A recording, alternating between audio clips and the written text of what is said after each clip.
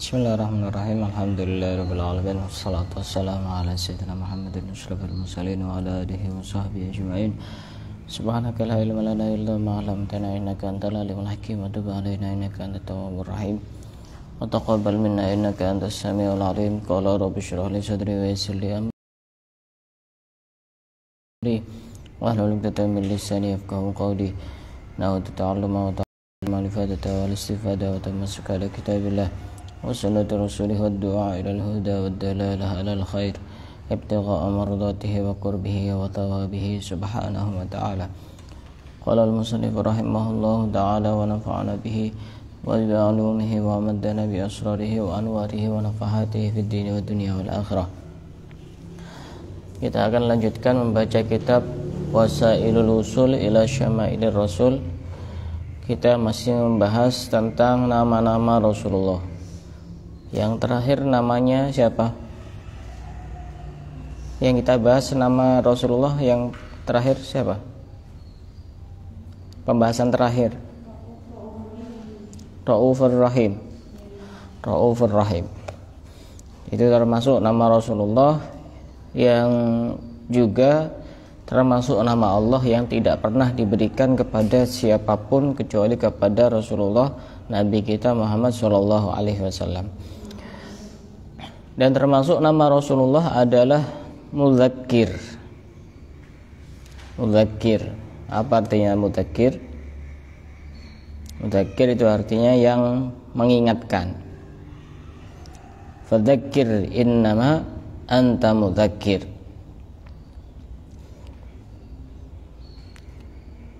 Fadzakir fa inna dzikra tanfa'ul mu'minin. Kita itu memang butuh untuk diingatkan. Karena kita itu sebagai manusia yang banyak lupanya. Dan mengingatkan orang lain itu adalah satu hal yang penting, dan ini juga termasuk tugasnya Rasulullah, juga termasuk tugas kita untuk mengingatkan kepada orang lain. Tugas kita ya hanya mengingatkan, mengajak, menasihati. Urusan sadar dan tidak sadar itu urusan Allah. Mudzakir. Wa ja'alahu rahmatan. Nabi Muhammad itu juga menjadi rahmat. Rahmat ini sesuai dengan apa yang disabdakan oleh Allah di dalam Al-Qur'an, wa ma arsalnaka illa rahmatan lil alamin. Dan aku tidak mengutusmu wahai Muhammad kecuali sebagai rahmat bagi seluruh alam. Rahmat di sini diartikan bahwasanya orang mukmin itu mendapatkan hidayah, orang munafik aman dari peperangan dan pembunuhan, sedangkan orang kafir itu siksanya diakhirkan oleh Allah. Itu sebagai bentuk rahmatnya Rasulullah kepada umatnya. Kalaupun misalnya Allah mau menyiksa orang-orang kafir, maka Allah akan menyiksa sekarang juga, tidak harus ditunggu di akhirat. Makanya Allah itu juga punya dua nama, Ar-Rahman, Ar-Rahim. Apa bedanya Ar-Rahman dan Ar-Rahim? Ar-Rahman itu meliputi sifat kasih sayangnya Allah kepada orang mukmin dan juga kepada orang kafir di dunia. Itu Ar-Rahman. Orang kafir masih diberi hidup, orang kafir masih diberi makan, masih diberi rezeki, masih diberi panjang umur, masih diberi kesehatan. Itu namanya bagian dari rahmannya Allah. Karena rahmannya Allah itu meliputi orang mukmin dan juga orang kafir. Tapi ketika nanti di akhirat hanya terkhusus kepada orang-orang mukmin. Itu artinya Rahman. Sedangkan Rahim itu kasih sayangnya Allah hanya terkhusus kepada orang-orang mukmin. Jadi Ar-Rahman itu lebih umum dan lebih luas, sedangkan Ar-Rahim itu lebih khusus. Ar-Rahman lebih luas karena meliputi orang mukmin dan orang kafir di dunia dan juga di akhirat. Tapi kalau Ar-Rahim hanya meliputi orang-orang mukmin saja. Dan Rasulullah menjadi rahmat, wa ja'alahu rahmatan. Ini sesuai dengan apa yang disabdakan oleh Rasulullah dalam sebuah hadisnya, innama ana rahmatun muhdah. Sesungguhnya aku adalah rahmat yang dihadiahkan kepada kalian. Makanya hadiah terbesar bagi kita sebagai hamba Allah adalah Nabi Muhammad. Karenanya pada saat hari kelahirannya sudah semestinya kita menjadi umatnya Nabi Muhammad berbahagia dan merayakan hari kelahirannya. Sebagaimana ketika kita mendapatkan kenikmatan, kita berbahagia dan merayakan, dan tidak ada kenikmatan dan hadiah yang lebih agung, lebih istimewa dibanding dilahirkannya Nabi Muhammad, dan kita ditakdirkan menjadi umatnya Nabi Muhammad. Bu'istu rahmatan muhdah, aku diutus sebagai rahmat yang menjadi hadiah kepada kalian. Itu pengakuan Rasulullah dalam sebuah hadisnya. Dalam sebuah hadis yang lain disebutkan, hayati khairul lakum wa mamati khairul lakum. Hidupku lebih baik bagi kalian dan kewafatanku juga lebih baik daripada kalian. Artinya Rasulullah itu hidupnya juga manfaat, wafatnya juga manfaat. Tidak sama seperti kita itu. Orang-orang soleh itu wafatnya bisa memberi manfaat kepada orang lain. Coba Wali Songo itu kan sudah wafat, sudah berapa tahun yang lalu, tapi dengan wafatnya beliau itu masyarakat sekitarnya terbantu ekonominya. Banyak para peziarah kan, kemudian dia buka jualan, terbantu ekonominya. Wafat saja bisa bantu orang. Hidupnya bagaimana? Cuma memang kalau para wali itu menolong kepada para pecintanya itu lebih leluasa ketika sudah wafat dibanding ketika masih hidup. Kenapa? Karena ketika masih hidup dia masih banyak beban-beban dari Allah, taklif dari Allah yang harus dijalankan. Sedangkan ketika wafat sudah tidak ada beban-beban itu semuanya. Jadi banyak sekali para wali itu yang membantu dan menolong mereka para pecintanya ketika sudah wafat, dan itu banyak terjadi. Syekh Abdul Qadir Jailani, Syekh Abdul Hasan Asyadili, Al-Imam Al-Haddad, dan banyak lagi para wali-wali yang lain. Wa ni'matan wa hadiyan sallallahu alaihi wasallam. Rasulullah itu juga menjadi nikmat. Nikmat itu artinya al-halah al-hasanah, keadaan yang baik. Dan tidak ada kenikmatan yang lebih agung dibanding kenikmatan dilahirkannya Nabi Muhammad. Wa in ta'uddu ni'matallahi la tuhsuha. Jika kita mau menghitung nikmat-nikmat Allah, maka pastinya kita tidak mampu untuk menghitungnya. Nah, yang sering kita pikirkan itu kan adalah hal-hal yang sedikit, yang susah, yang musibah, yang sulit, yang di situ ada problem, ada masalah. Itu yang kita pikirkan. Padahal kalau kita mau berpikir secara cerdas, kenikmatan Allah itu jauh lebih banyak dibanding sesuatu yang tidak menyenangkan yang kita alami dalam kehidupan sehari-hari. Sudah ditegaskan oleh Allah, wa in ta'uddu ni'matallahi la tuhsuha. Jika kalian mau menghitung nikmat Allah, pasti tidak akan mungkin mampu untuk menghitungnya. Berarti mestinya kewajiban kita itu harus banyak bersyukur karena kita sudah diberi banyak nikmat. Nah, nikmat itu kan bermacam-macam. Disebutkan oleh Asy-Syaikh Mutawalli Asy-Sya'rawi bahwasanya kenikmatan yang paling rendah itu kenikmatan duniawi. Misalkan punya harta banyak, punya rumah mewah, punya kendaraan bagus, itu kenikmatan yang paling rendah. Adna rizki yang paling rendah. Kalau yang tengah-tengah itu kita diberikan al-afiyah, kesehatan.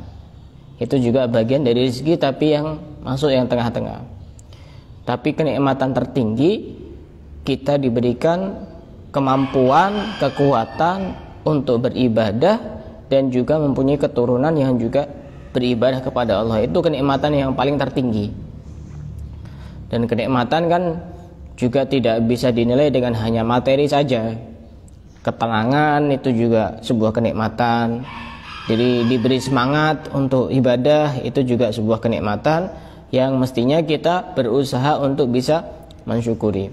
Qala wa an ibni Abbasin radhiyallahu taala anhuma. Kenapa anhuma? Ada dua orang siapa? Oh, Ibnu Abbas. Kenapa kok radhiyallahu anhuma bukan radhiyallahu anhu?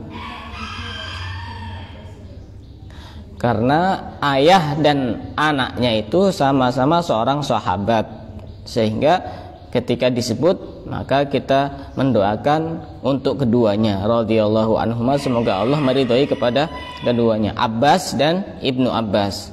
Ibnu Abbas namanya Abdullah bin Abbas. Abdullah bin Abbas ini berarti anak dari pamannya Rasulullah. Berarti apa namanya hubungannya? Sepupu.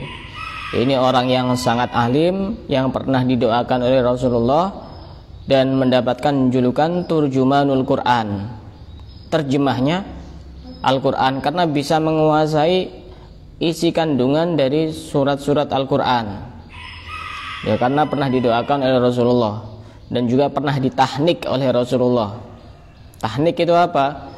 Tahnik itu ada orang soleh kemudian makan kurma, dikunyah sampai halus. Setelah halus kemudian diambil itu hasil kunyahan itu, kemudian dioles-oleskan ke giginya anak yang baru lahir itu, di gusi-gusinya itu, atas dan bawah. Itu sunnah seperti itu. Jadi nanti kalau sudah nikah punya anak, bawa ke orang soleh. Itu sunnah seperti itu. Kenapa? Biar ludahnya orang soleh itu menyatu dengan anak itu, sehingga anak itu tertular kesolehannya, keilmuannya, ibadahnya, ketinggian derajatnya, kemuliaannya, dan yang lain-lain yang baik-baik. Itu memang sunnah. Dan ini salah satu rahasia kenapa Abdullah bin Abbas menjadi orang hebat, menjadi orang mulia, karena pernah ditahnik oleh Rasulullah. Dan buat nama itu juga bagus untuk kita meminta kepada orang-orang soleh. Kemarin ada teman saya dari Rawan sini, dia lahir anak laki-laki, kemudian dia cari nama di Google, kemudian dikirim ke saya, Ustadz ini namanya bagus apa enggak? Saya tanya, siapa yang ngasih nama? Enggak ada.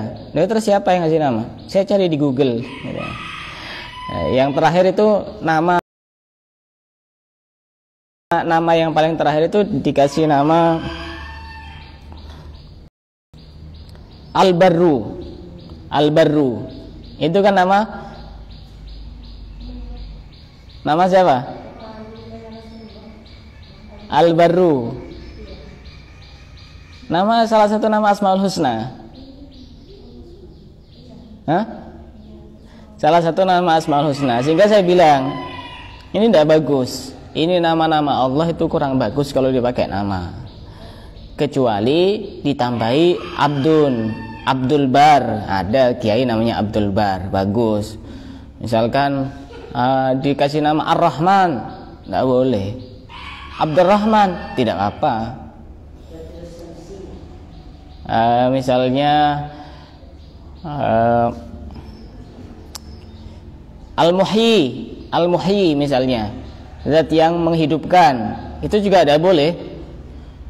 Kalau Abdul Muhyi tidak apa, hambanya Allah yang menghidupkan. Atau Muhyiddin, yang menghidupkan agama, kan sudah berbeda artinya.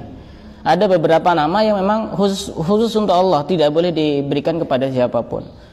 Ar-Rahman, Al-Muhyi, Al-Mumit, Al-Khaliq, Dzul Jalali wal Ikram, Ar-Razik, Ar-Razzaq, apalagi itu, ada 10. Tidak boleh. Apa? Al-Mutakabbir, kayaknya belum ada. Belum ada yang diberi nama Al-Mutakabbir itu. Sebajingan-bajingannya orang kayaknya belum ada yang ngasih nama anaknya Al-Mutakabbir, yang sombong. Dan yang paling terlarang itu memberi nama anak dengan nama Allah. Pernah ada di Amerika kalau tidak salah, itu ada bayi lahir diberi nama Allah, langsung terbakar bayi. Dan memang tidak bisa digunakan untuk siapapun, nama Allah. Belum pernah dalam sejarah. Yang bertahan sampai hidup belum pernah. Tidak pernah ada. Kalau pengen nyoba ya silakan. Kemungkinan langsung mati anaknya itu. Ini salah satu keistimewaan nama Allah yang tidak bisa dipakai oleh siapapun. Sehingga saya sarankan itu teman saya itu, yang bagus nama itu minta nama kepada orang soleh. Bisa jadi namanya sama. Misalkan ada dua bayi, satu dikasih nama Muhammad Nasrullah misalnya, cuma dia lihat dari Google misalnya. Satu lagi dikasih nama sama Muhammad Nasrullah, cuma dari orang soleh. Pasti nanti pengaruhnya beda itu. Pasti pengaruhnya beda. Akhirnya itu teman saya sarankan untuk minta ke Bondowoso. Hanya anaknya dibawa ke Bondowoso ternyata. Dibawa ke rumahnya Habib Muhammad bin Umar Al-Haddad. Di sana sudah dikasih nama, bagus. Ya karena tak kasih saran. Kalau ke Habib itu biasanya kasih nama cuma satu kata. Kalau pengen beberapa kata, request saja. Pengen beberapa kata itu. Hanya dikasih nama siapa itu?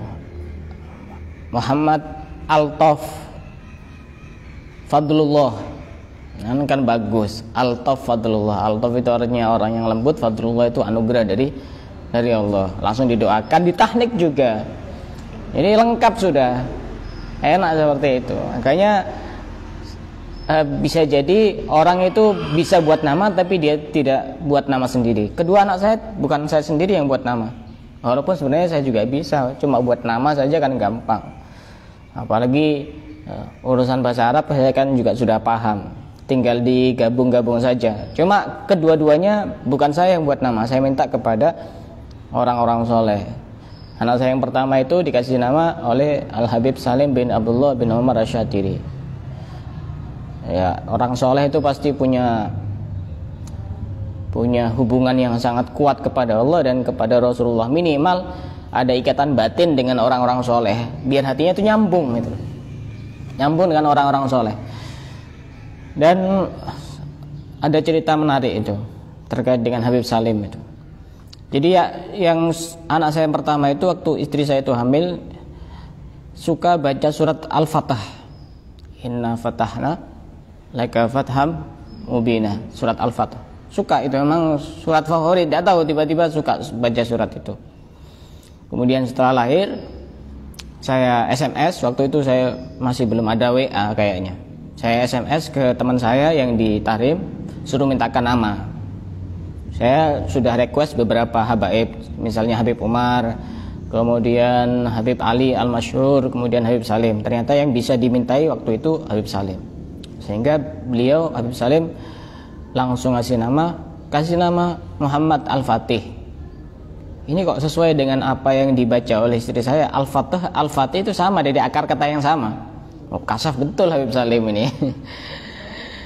Kasaf betul itu. Fatih, ya sudah langsung saya pakai. Walaupun sebenarnya menurut saya terlalu banyak orang yang namanya Al-Fatih itu. Tapi bagi saya tidak masalah. Bukan namanya tapi siapa yang ngasih nama. Bagi saya tidak masalah. Pernah ada teman saya yang minta nama ke saya. Tak kasih nama yang biasa-biasa. Nanti dia bilang, ini sudah terlalu banyak di desa saya Zat yang ngasih nama seperti ini. Ya sudah tak kasih beberapa pilihan padahal akhirnya tidak dipakai semuanya. Justru dia nyari sendiri di Google yang sekiranya agak keren, agak gaul gitu. Ya pastinya beda. Kemudian yang kedua, anak saya yang kedua ini dikasih nama oleh Al-Habib Abdullah bin Muhammad Baharun dan Habib Musa Kadim As-Segaf, dua orang. Ini juga ada cerita menarik juga. Waktu itu di sini baru membuka yayasan namanya Nurul Anwar. Membuka yayasan Nurul Anwar. Dan pada saat anak saya lahir yang kedua itu Jarang-jarang habaib yang ada di Tarim, yang di Hadramaut itu namanya itu biasanya biasa-biasa. Hasan, Husain, Abdullah, Abdul Qadir, Abdurrahman, biasa-biasa biasanya namanya itu. Muhammad, Ahmad, Hamid, Mahmud, biasa-biasa namanya. Tapi ini agak aneh. Dikasih nama Muhammad Hasan Al-Anwar. Jarang-jarang kasih nama Al-Anwar. Al-Anwar ini kan kayaknya nama yang agak aneh. Ternyata mungkin nyambung dengan waktu di sini mendirikan yayasan, namanya Yayasan Nurul Anwar.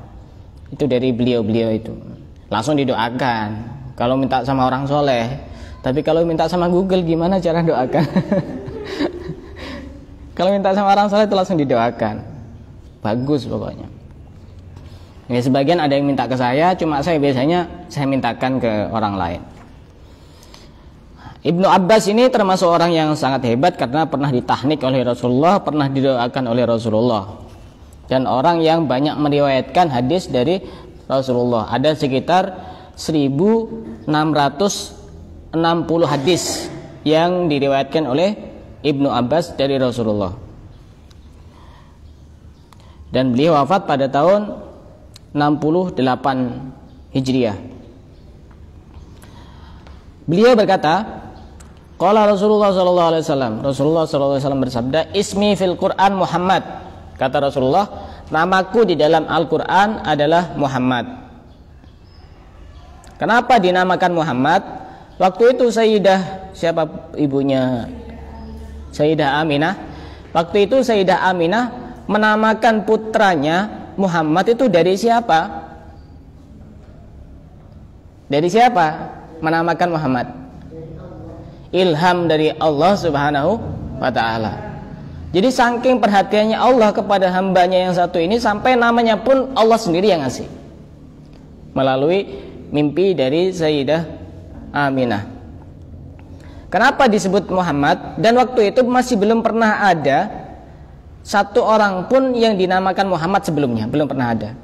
Sampai Allah itu seakan-akan tidak rela, pokoknya ini satu-satunya orang yang pertama kali namanya Muhammad. Kenapa disebut Muhammad? Roja'an likasratil hamdilahu. Ada harapan agar banyak orang yang memuji kepada beliau. Dan memang kenyataannya seperti itu. Nama itu adalah doa. Makanya nama itu jangan sembarangan kalau ngasih nama itu. Nama itu adalah doa. Ya minimal ya kita berharap dengan nama itu kita menjadi orang baik. Walaupun kadang juga tidak sama antara nama dengan dengan kelakuannya. Ya mending lah namanya sudah bagus itu daripada sudah namanya tidak bagus kelakuannya tidak bagus juga kan, repot itu. Makanya waktu itu kakeknya Rasulullah yang bernama siapa? Abdul Muthalib ditanya oleh orang-orang waktu itu, lima samaita ibnaka Muhammad, kenapa engkau menamakan cucumu dengan nama Muhammad? Padahal itu kan bukan nama dari keturunan-keturunan datuk-datukmu dan kaum-kaummu, tidak ada yang dinamakan dengan nama Muhammad. Dijawab oleh kakeknya, rajautu ayyuhmada fis sama'i wal ard. Aku berharap dia akan dipuji di langit dan di bumi. Jadi keluarganya Nabi Muhammad itu ya orang yang beriman kepada Allah, termasuk ibundanya, termasuk ayahnya. Akan menjadi aneh ketika ada sebagian kelompok yang mengatakan ayah Nabi berada di neraka. Kok bisa ayah Nabi berada di neraka?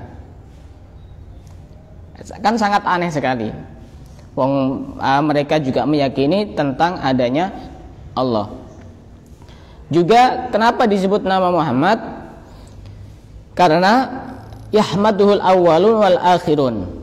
Orang-orang dulu dan sampai sekarang, orang-orang yang akhir semuanya memuji kepada Nabi Muhammad. Wa hum tahta liwaihi yaumal qiyamati inda syafaatil udma. Mereka semua akan berdiri di bawah benderanya Nabi Muhammad yang bernama Liwaul Hamd.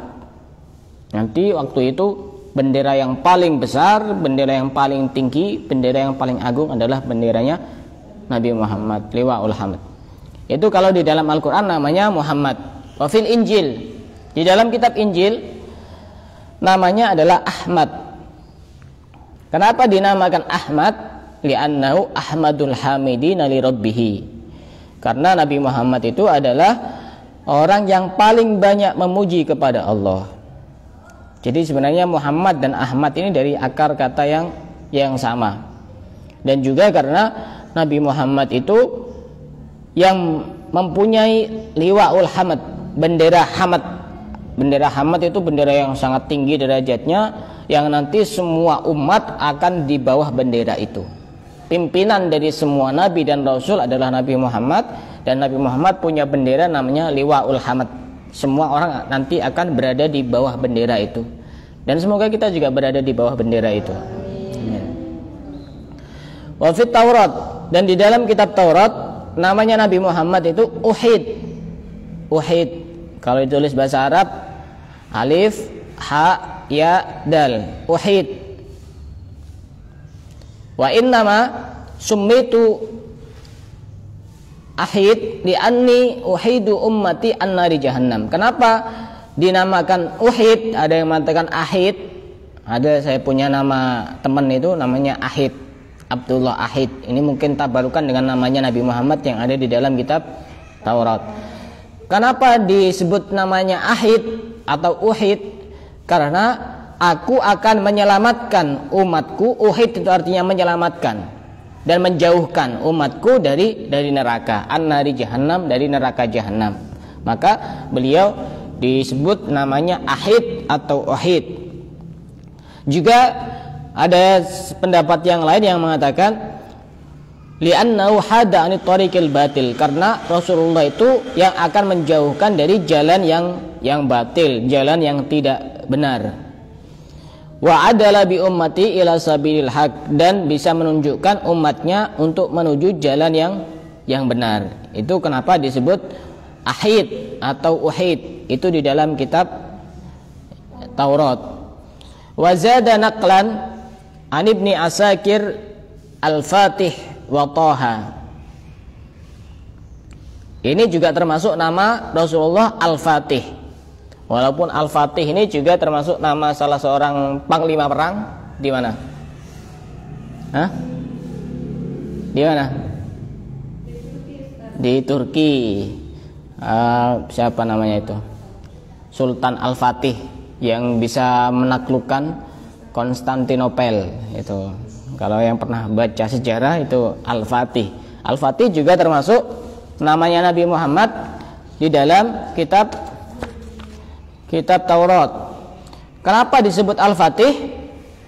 Ini sesuai dengan apa yang disabdakan oleh Allah di dalam perjalanan Isra Mi'rajnya Rasulullah, wa ja'altuka fatihan wa khatiman. Aku menjadikanmu sebagai pembuka dan penutup. Sebenarnya yang membuka para nabi semuanya adalah Nabi Muhammad, karena yang pertama kali tercipta adalah Nur Muhammad. Dan kenapa juga disebut Al-Fatih? Alladzi fatahallahu bihi babal huda ba'da an kana murtajjan. Karena Rasulullah lah yang membuka pintu-pintu hidayah dan pintu-pintu petunjuk kepada mereka yang sudah tersesat. Wa fataha abwabal jannah, dan juga yang pertama kali membuka pintu surga adalah Rasulullah. Al-Fatih itu kan yang membuka artinya. Makanya saya pernah mendapatkan satu amalan dari salah seorang habaib. Kalau kita lagi banyak masalah, lagi banyak problem, kita banyak baca ya Rabbi sholli ala Muhammad waftah minal khairi kulla mughlaq.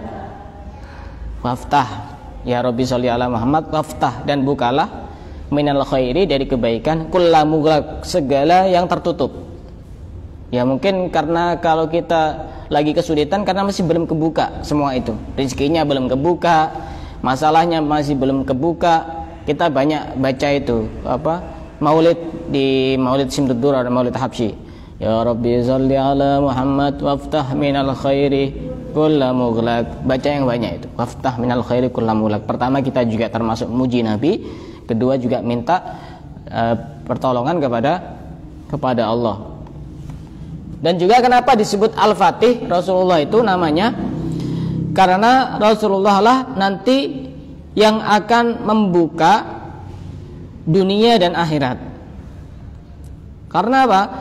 Karena seandainya bukan karena Rasulullah, dunia ini tidak akan diciptakan. Laulaka ya Muhammad ma khalaqtul aflak. Jika bukan karena engkau wahai Muhammad, aku tidak akan mungkin menciptakan alam semesta ini, dunia ini. Dan juga karena Rasulullah itu wa fataha bihi turuqal ilman nafi, yang membuka jalan-jalan menuju ilmu yang manfaat, dan juga membuka jalan-jalan menuju amal soleh. Kalau bukan karena Rasulullah, kita semuanya sudah tersesat. Makanya Rasulullah ini yang pertama diciptakan dan yang terakhir dibangkitkan, dimunculkan. Makanya di dalam hadisnya kuntu awwalan nabiyyina fil khalqi wa akhirahum fil ba'si. Aku adalah yang pertama kali diciptakan. Karena yang pertama kali diciptakan adalah Nur Muhammad. Walaupun Nabi Muhammad yang terakhir kali dimunculkan. Dimunculkan ya. Dilahirkan, ya. Kemudian terakhir masih ada banyak, dilanjutkan besok. Toha ini juga termasuk nama Nabi Muhammad. Kan ada di dalam Al-Qur'an surat Toha. Kata Rasulullah dalam sebuah hadisnya, li fil Qur'an sab'atu asma. Namaku di dalam Al-Qur'an ada 7. Muhammad, Ahmad, Yasin, Toha, Al-Muzammil, Al-Muddatsir, Abdullah. Di dalam Al-Qur'an itu ada 7. Toha itu artinya apa? Jadi kalau ada orang namanya Toha, ya bagus, karena tabarukan dengan namanya. Ada ya orang namanya Toha? Ada beberapa versi arti Toha itu. Ada yang mengatakan Toha itu artinya ya rojul, wahai seorang laki-laki. Ada pendapat lain yang mengatakan arti Toha itu Toha salah satu dari nama Allah. Yang penting kan bukan pakai nama Allah. Kalau pakai nama Allah walaupun Nabi tidak boleh. Siapa Nabi yang namanya Allah? Tidak ada kan? Tidak ada. Ada pendapat lain yang mengatakan Toha itu artinya ya insan, wahai manusia. Ada pendapat lain yang mengatakan ya Tohir, wahai orang yang suci. Pendapat lain mengatakan ya Hadi, wahai orang yang memberi hidayah, menunjukkan, memberi petunjuk. Ada juga pendapat lain yang mengatakan ya matma'us syafaatil ummah, ya matma'as syafaatil ummah, wahai orang yang menjadi tempat berharapnya umat agar diberi syafaat. Wa ya hadil khalqi ilal millah, wahai orang yang menunjukkan makhluk menuju agama yang benar. Itu namanya Toha. Itu juga termasuk namanya Rasulullah. Dan masih ada beberapa nama-nama yang lain, salah satu diantaranya Yasin, kemudian Abdullah. Nanti juga dijelaskan Rasulullah itu kalau di darat namanya siapa, lebih terkenalnya. Kalau di langit siapa, kalau di laut siapa, di gunung-gunung siapa, di bangsa jin itu siapa namanya. Jadi nanti kita bisa ada ilmu-ilmu khusus nanti. Kalau ketemu sama jin, aku ini umatnya. Misalkan di kalangan penduduk jin, Rasulullah itu lebih terkenal namanya Abdurrahim. Bilang saja aku ini umatnya Abdurrahim, tapi harus mantap dan yakin. Kalau tidak mantap, tidak yakin, ya tidak ini. Kalau mantap yakin itu pasti takut itu. Kayaknya ada cerita itu. Pernah ada orang ketemu sama jin, setan itu. Dia saking takutnya sampai dia itu refleks bacanya itu asal-asalan. Dia baca doa Allahumma barik lana fima razaqtana wa qina adzabannar. Doa apa itu? Doa memakan. Akhirnya karena jinnya mungkin juga agak cerdas, pernah menghadiri majelis mungkin. Jinnya itu mikir, oh ini orang ini kayaknya hebat ini. Masa ketemu sama kita baca doa mau makan, berarti kita ini mau dimakan. Akhirnya langsung lari semuanya itu jinnya itu. Dikira mau makan jin. Allahumma barik lana fima razaqtana wa qina adzabannar. Ada yang mau ditanyakan silakan.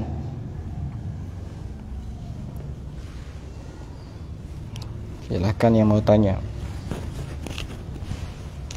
Kalau tidak ada, kita cukupkan sampai di sini.